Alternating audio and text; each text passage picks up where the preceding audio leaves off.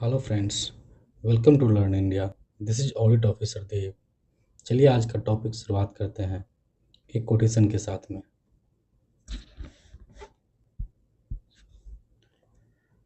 हर सपने को हर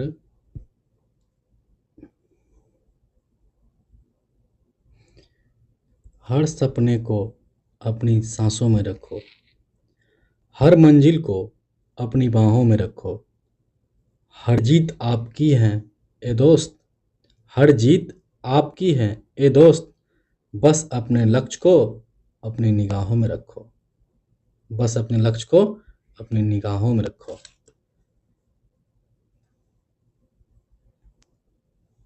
इसी के साथ आगे बढ़ते हैं। आप लोग इसे एक क्यूज की तरह सॉल्व कर अपना स्कोर कमेंट बॉक्स में लिखें। आज का टॉपिक है motion under gravity.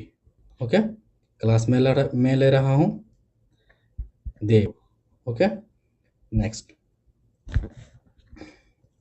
Who propounded the universal law of gravitation? The correct answer is Newton.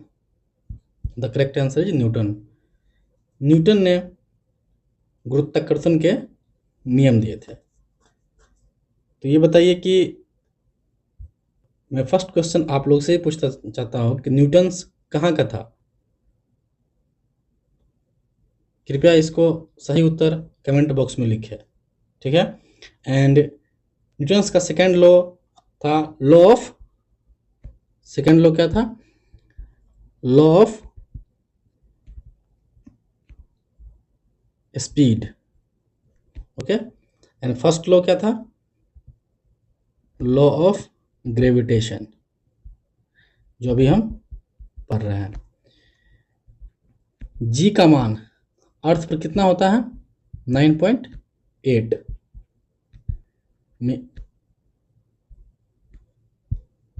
Metre पर second square. Next question. Astronauts in space can not stand erect. ये क्यों होता है? क्या कारण है कि एक जो एस्ट्रोनॉट है वो स्पेस में सीधा खड़ा नहीं रह सकता है? क्योंकि वहाँ पे जीरो ग्रेविटी है, ग्रेविटी नहीं है। The next question is who among the following anticipated, पूर्वानुमानित किया Newton's by clearing that all things gravitate to the earth. Okay, earth जो है जो सारी चीजों को अपनी ओर खींचती है, न्यूटन से पहले किसने बताया था? The correct answer is D, Brahmagupta ने। ब्रह्मगुप्त कहाँ के थे? वो इंडियन थे, वो इंडियन थे। And his mathematician and astro. Next, if an apple is released from an orbiting spaceship,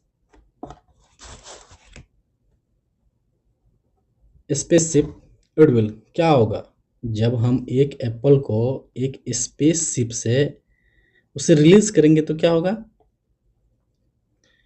the correct answer is C, move along with the spaceship at the same speed. Okay, वो spaceship के साथ ही, spaceship के साथ ही यह भी चक्कर लगाता रहेगा। Okay, next. The leaning tower of Pisa does not fall, नहीं गिरता है। क्यों, क्या कारण है कि लीनिंग टावर जो पीसा का है वो गिरती नहीं है?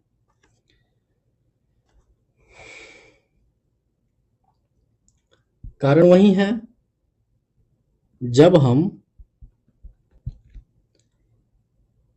एक बाल्टी लेकर के कहीं जाते हैं, जब हम एक बाल्टी लेकर के कहीं जाते हैं तो हम लोगों का बैलेंस बिगड़ते रहता है। ठीक है, जब हम दोनों हाथों में बाल्टी ले लेते हैं तो बैलेंस मेरे पाँव के अंदर आ जाता है, पाँव के बीच में आ जाता है, इसीलिए हम लोग स्टैंड रहते हैं।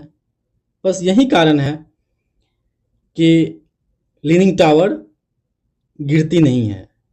करेक्ट आंसर क्या हो जाएगी? D. The vertical line through the centre of gravity of tower falls within its base. इसका जो टावर का जो है बेस, लीनिंग टावर का एक बेस है, वो उसका जो ग्रेविटी है उसके बेस में है। ठीक उसी प्रकार जिस प्रकार दोनों बाल्टी अगर मेरे हाथ हम लोग के हाथ में आ जाती है तो हम लोग का बेस दोनों पाँव के बीच में आ जाता है, ग्रेविटी का बेस, इसीलिए हम लोग बैलेंस्ड हो जाते हैं, स्थिर हो जाते हैं। चलिए next. If the distance between the earth and sun were twice what it is now, the gravitational force exerted on the earth by sun would be। मान लिया जाए कि ये सन है और ये अर्थ है, इसका डिस्टेंस 1 है। ओके, और उसी प्रकार से सन यहाँ है और डिस्टेंस अर्थ यहाँ है। ठीक है, और डिस्टेंस 2 हो जाता है, तो क्या होगा ग्रेविटी पर? जो ग्रेविटी है उस पर क्या इफेक्ट पड़ेगा? ये इसका ग्रेविटी जो होता है वो इनडायरेक्टली इन प्रोपोर्शनल में होता है। मान लीजिए कि इसका दुगुना हो जाएगा तो ये हो जाएगा 2 के स्क्वायर में 1/4। ठीक है, तो ग्रेविटी कितना हो जाएगी? 1/4। The correct answer is C. Okay, next. If an object is falling from above, एक ऑब्जेक्ट मान लो किसी ऊपर से नीचे की ओर गिर रही है, इट्स वेट रिमेन, वेट क्या होगा? सेम हो रहेगा। The correct answer is B. Next. If pieces of equal size, if pieces of equal size of wood, wax, iron falling from same height, मान लो कि एक हाइट है, इस पर से हम एक वुड को गिरा रहे हैं, वैक्स मोम को गिरा रहे हैं, आयरन को गिरा रहे हैं, तो ये अर्थ है, तो बताइए कि एक साथ सब गिरेगा या अलग अलग गिरेगा? क्या होगा? अगर कंडीशन अगर वैक्यूम है, वैक्यूम अगर रहेगा तो तीनों object wood, wax and iron एक साथ अर्थ को हिट करेगी। Okay, the correct answer is D, reach at the same time. Next. The weight of human body is, human body का वेट क्या है? कहां पर क्या है देखते हैं। Maximum 8 poles, the correct answer is A, poles. जैसे कि ये अर्थ है और यहाँ पे दोनों का पोल है। ठीक है, ये पोल है, तो यहाँ पे जो पोल रहेगा यहाँ पर किसी भी चीज का वेट ज्यादा रहेगा, मैक्स रहेगा। ओके, एंड मिनिमम कब रहेगा? मिनिमम इसके और इसके बीच में रहेगा, तो दोनों के बीच के में इसका वेट रहेगा। अगर इक्वेटर पर आ गया, इक्वेटर पर आ गया तो इसका वेट 0 हो जाएगा किसी भी ऑब्जेक्ट का। ओके, तो correct answer is maximum 8 poles. Next. A ball is dropped from the top of the high building, एक बॉल को, ये बॉल है, इसको top of the high building, एक बिल्डिंग के सबसे ऊपरी मीनार पर से इसको गिराया जाता है, building, with a constant acceleration 9.8। तो एक्सेलरेशन कितनी है? 9.8 है। ठीक है, what will be its velocity after 3 second, 3 second का क्या होगा? ठीक है, सिंपल एक क्वेश्चन सॉल्व करते हैं। मान ले कि u initial value is 0 and v is final value, हमको इसको निकालना है, ठीक है। Acceleration is 9.8 and time is 3 second. तो फॉर्मूला है, इसको मिटा देते हैं।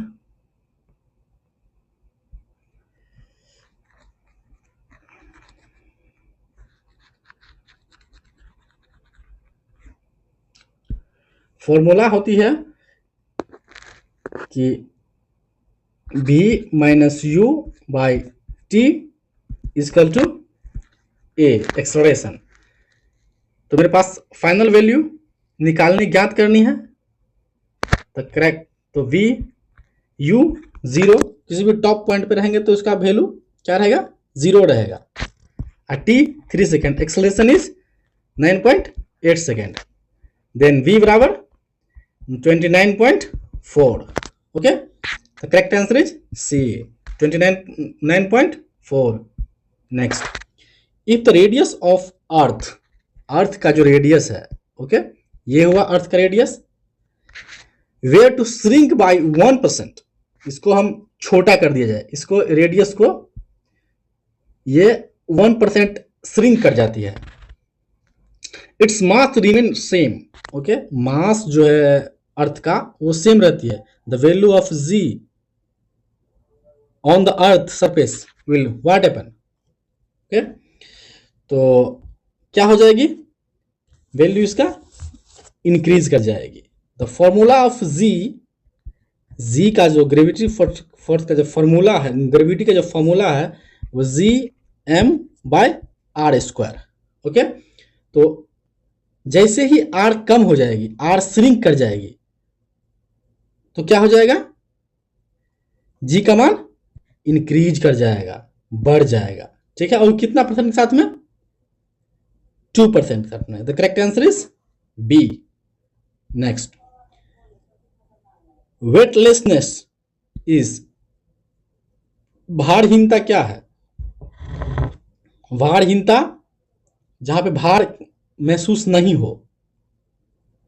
तो कब हम लोग को भार महसूस नहीं होती है, जहां पर ग्रेविटी 0 हो, सच एज स्पेस, स्पेस में भार 0 होती है। लिफ्ट में जब लिफ्ट की जो ये डोरी रहती है, डोर जिससे लिफ्ट बंधी रहती है, वो अगर ब्रेक हो जाए तो वेटलेसनेस की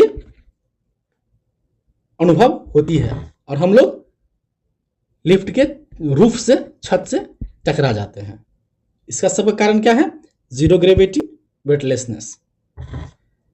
next, the earth travel in its orbit, orbit earth का भी ऑर्बिट है, at a speed of approx 4400 kilometre per hour. Okay, why does we not feel this high speed. Clear है। एक एग्जाम्पल लेते हैं। मान ले कि आप एक बस में हैं, ये एक बस है, आप इस बस में बैठे हुए हैं। अगर ऐसा हो जाए कि बस का स्पीड 40 हो और आप उसमें बैठे बैठे आपका जो, इनका जो रिलेटिव स्पीड अगर 0 ना हो, अगर आपका भी स्पीड अगर 0 ना हो, तो क्या हो जाएगा, बस आगे चले जाएगा, आप यहाँ पीछे गिर जाइएगा, ठीक है। इसीलिए रिलेटिव स्पीड विल बी 0। अगर रिलेटिव स्पीड 0 है तो वो अनुभव नहीं करेंगे, ठीक है, वो साथ साथ चलेंगे, ठीक है। तो the correct answer is our relative speed with respect to earth along with earth orbit is 0। दोनों का रिलेटिव स्पीड, जितना स्पीड से ये बस चल रही होगी उतना ही स्पीड से हम लोग भी चल रहे होंगे बस के अंदर में, ठीक। उसी प्रकार से अर्थ पर जो हम लोग है, अर्थ पर जो हम लोग है और अर्थ रोटेट कर रही है उसके साथ साथ हम लोग भी रोटेट कर रहे हैं, और वहां पर रिलेटिव जो स्पीड है वो क्या है, 0 है। The correct answer is B. Next, if the gravitational force of earth suddenly disappear, जो ग्रेविटेशनल फोर्स जो अर्थ का होती है वो क्या हो जाएगा, कम हो जाएगा। ठीक है, कम मतलब नहीं नहीं ही रह पाएगा, नहीं रहेगा मान लीजिए। ठीक है, which are of the following will be the correct sequences, क्या हो जाएगा कॉन्सिक्वेंसेस, क्या घटना हो जाएगा अगर अर्थ सडनली डिसअपियर, अर्थ रहा हो ही नहीं, अर्थ खत्म हो जाए तो क्या होगा, the weight of an object will be become 0 but the mass will be remain same. The correct answer is A. Weight बराबर क्या होता है,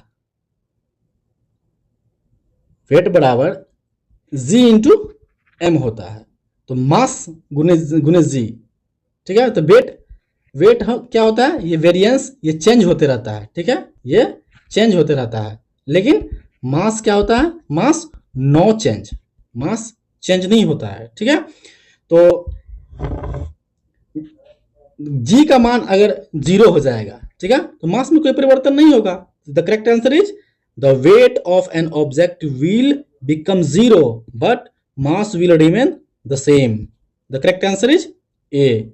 next, an artificial satellite obtaining around the अर्थ, ठीक है, ऑर्बिटिंग अराउंड द अर्थ के मान लो एक अर्थ है, ठीक है, आर्टिफिशियल सैटेलाइट इसके चारों तरफ ऑर्बिटिंग कर रही है। ठीक है, और वो गिरती भी नहीं है। ये क्यों ऐसा होता है, ठीक है, तो इसके होने का एक रीजन ये है कि इसका जो ग्रेविटी है अर्थ प्रदान करती रहती है। जो अर्थ है वो सैटेलाइट को, जो ये सैटेलाइट है जो इसको रेगुलेट कर रही है, ऑर्बिटिंग कर रही है, इनको ग्रेविटी प्रदान करती रहती है, इसीलिए वो उसीलिए ऑर्बिट लगातार करती रहती है। द करेक्ट आंसर इज, देखते हैं, correct answer is D, provides the necessary acceleration for its motion. ठीक है, सैटेलाइट को मोशन करने के लिए जो इसको एक्सेलरेशन की आवश्यकता होगी वो एक्सेलरेशन अर्थ प्रोवाइड करती रहती है। Okay, next, satellite is kept moving, मतलब कि लगातार मूव करते रहते satellite in its orbit around the earth, it is due to what is the reason. ठीक है, the reason is centripetal force. The correct answer is B, centripetal force. Okay, such is this is a wall, this is a wall of, जैसे मैं कहते हैं मौत का कुआं, मौत के कुआं में जो वाल रहता है वहां पर जो बाइक जो चलती रहती है, बाइक ये बाइक किस लो पे काम करती है, this is also on centripetal force. Okay, केंद्राभिमुख बल जिसे कहते हैं सेंट्रीपिटल फोर्स कहते हैं, सेंट्रीपिटल फोर्स इस पे काम करती रहती है, जिस कारण से वो उस पर चल रही होती है। ठीक है, सैटेलाइट भी यही काम करती है, सैटेलाइट को भी सेंट्रीपिटल फोर्स के कारण ही वह चल पाता है। Next, the non force of nature can be divided into 4 classes. जो भी यहाँ पे फोर्स है अर्थ पर, उसको 4 क्लासेस में बांटा गया है, gravity, electromagnetic, weak nuclear and strong nuclear. Okay, तो देखते हैं what is the correct answer. इसमें कह रहा है कि कौन सा करेक्ट नहीं है, कौन सा करेक्ट नहीं है, तो देखते हैं। Gravity is strongest of four force. Okay, तो gravity is weakest force of 4 force. ये 4 फोर्स है, ये 4 फोर्स है, ग्रेविटी है, इलेक्ट्रोमैग्नेटिज्म है, वीक न्यूक्लियर फोर्स है और स्ट्रॉन्ग न्यूक्लियर फोर्स है। इसमें सबसे जो वीकेस्ट फोर्स होता है, जो सबसे वीकेस्ट फोर्स होता है वो कौन होता है, gravity is weakest force. Okay, the correct answer is A. Next, if a person sitting in a lift, एक पर्सन को एक लिफ्ट में वो है then when will he feel that his weight get increase, कब कब उसको, उस आदमी को जो लिफ्ट में है उसको महसूस होगा कि मेरा वजन बढ़ रहा है। ठीक है, तो वही example inertia, law of inertia, जैसे कि आप बस में ट्रेवलिंग करते हो, आप बस में ट्रेवलिंग करते हो और बस में आपको, आप पीछे की तरफ जो झुकते हो, गाड़ी आगे की तरफ चलती है, आप पीछे की तरफ झुकते हो, ठीक उसी से रिलेट करते हुए यहाँ भी ऐसा ही होता है। जैसे कि एक एलिवेटर अगर अपने यूनिफॉर्म स्पीड से अगर ऊपर की तरफ अगर जाए तो कोई भार अधिकता की महसूस नहीं होगा। लेकिन जो ही उसका स्पीड या फिर एक्सलरेशन अगर इंक्रीज करती है ऊपर की तरफ, ओके, तो क्या होगी, उसको भारता बुझाएगा, भार बढ़ता हुआ समझ महसूस होगा। ठीक है, तो देखिए द करेक्ट ऑप्शन के साथ चलते हैं। When the elevator going upward expeditiously, तेजी से एकाएक एट रैंडम, ओके, उसमें भी एक्सेलरेशन काम करता रहा होगा। ठीक है, द करेक्ट आंसर इज ए। जब एलिवेटर ऊपर की ओर तेजी से जाएगा तब उसको भार महसूस होगा। Okay, next, a batsman hit a cricket ball को बैट्समैन मारता है, ठीक, which then roll on level grounds. After covering a short distance, the ball come to rest. Okay, the ball slow to the stop because ball क्यों रुक जाती है? Ball एक batsman ने बॉल को हिट किया और ये बॉल जाते जाते यहां आके रुक गया। ऐसा क्यों हुआ? क्योंकि इस पर एक बाहरी बल कार्य कर रही है, बाहरी जो फोर्स है वो कार्य कर रही है और उसको रोक रही है। ओके, तो चलते हैं, देखते हैं। द करेक्ट आंसर इज जैसे सी होगा। There is a force on a ball opposing the motion. Okay, एक फोर्स है, जो फोर्स का नाम क्या है? तो फोर्स का नाम है ग्रेविटी अपनी तरफ उसको स्टॉप करने की खींचती है। Okay, next, the time period of A pendulum, do you know about pendulum? This is the pendulum. Okay, this is the pendulum ये इधर मूव करती है, फिर इधर मूव करती है, फिर इधर ऐसे मूव करती रहती है। ठीक है, the time period of pendulum, what happened? It is depend on mass? Not. It is depend on length? Yes, it is depend on length. If length of pendulum is increase, the period of pendulum is also increase. Okay, if length of pendulum is decrease, okay, the period of pendulum is decrease. Next, why do pendulum checks usually lose time in summer?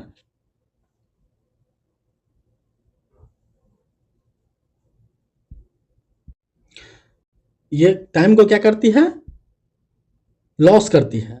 Loss करने का मतलब क्या हो गया कि जो pendulum है वो जल्दी रोटिंग करती है। मान लो कि आप पेंडुलम 2 सेकंड में यहाँ से यहाँ आने में 1 सेकंड और यहाँ से वापस जाने में 2 सेकंड, तो मान लो कि 2 सेकंड में पेंडुलम एक बार जाती आती है और वो पेंडुलम लॉस टाइम का मतलब हुआ पेंडुलम 1 ही सेकंड में जाती आती है। ठीक है, तो वो कब होगा? वो होगा, टाइम लॉस करेगा कब? जब इसका ये पेंडुलम का साइज बढ़ जाए। पेंडुलम का साइज क्या हो जाएगा? बढ़ जाएगा। तो पेंडुलम का साइज कब बढ़ेगा? Due to longer day in summer. Okay, the length of pendulum increase in the time period of unit oscillation.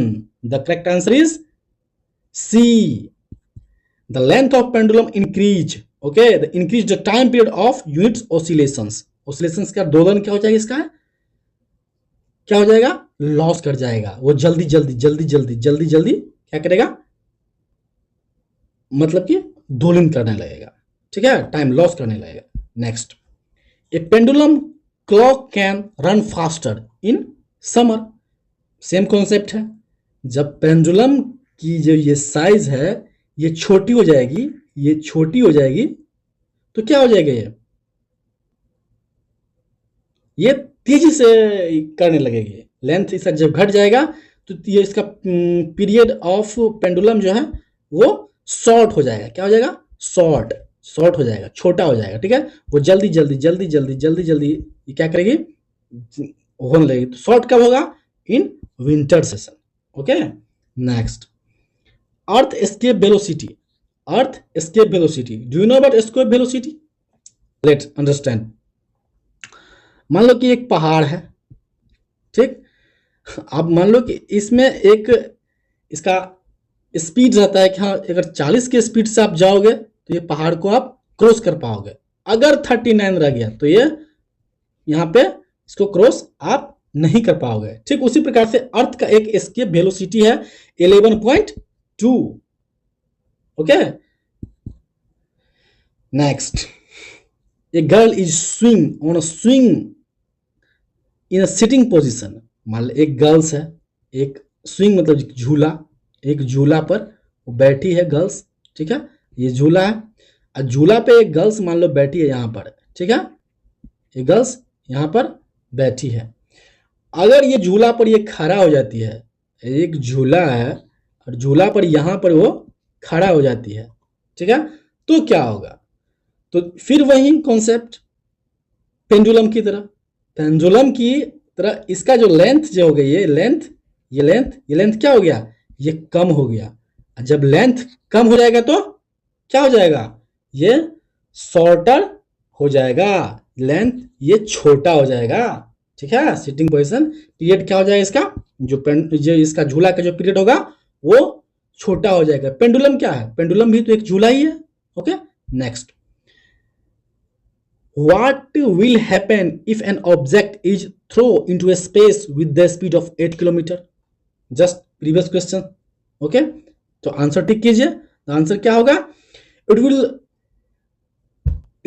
return to earth, वहीं जो पहाड़ वाला जो एग्जांपल दिए थे 40 किलोमीटर, अगर 39 रहेगा तो नहीं पहुंच पाएगा, ओके, तो ये क्या होगा, इसके वेलोसिटी नहीं क्लियर कर रहा है, इसलिए वापस पृथ्वी पर आ जाएगी। There is no atmosphere on the moon, moon पर कोई एटमोस्फेयर नहीं है, बिकॉज क्यों नहीं है, क्योंकि इस पे कोई एटमोस्फेयर नहीं होने का कारण क्या है, the escape velocity of gas, gas का जो एस्केप वेलोसिटी है इसके गैस मॉलिक्यूल का on its less than the root mean square velocity, root का मतलब कि जो मून का जो ये वेलोसिटी है, एस्केप वेलोसिटी, वो गैस के भी एस्केप वेलोसिटी से कम है, इसीलिए गैस रुक ही नहीं पाती है, इसीलिए वहां पर कोई atmosphere, no atmosphere there moon, okay. Next, अगर लेक्चर आपको पसंद आई है तो कृपया लाइक, शेयर एंड सब्सक्राइब करें। सब्सक्राइब आपको रियल टाइम इंफॉर्मेशन पाने के लिए, एट टाइम उसी समय जिस समय वीडियो अपलोड होती है उस समय आपको रियल टाइम इंफॉर्मेशन आपको मिल जाएगी, सब्सक्राइब कर लीजिएगा चैनल तो, ओके। Next, thank you.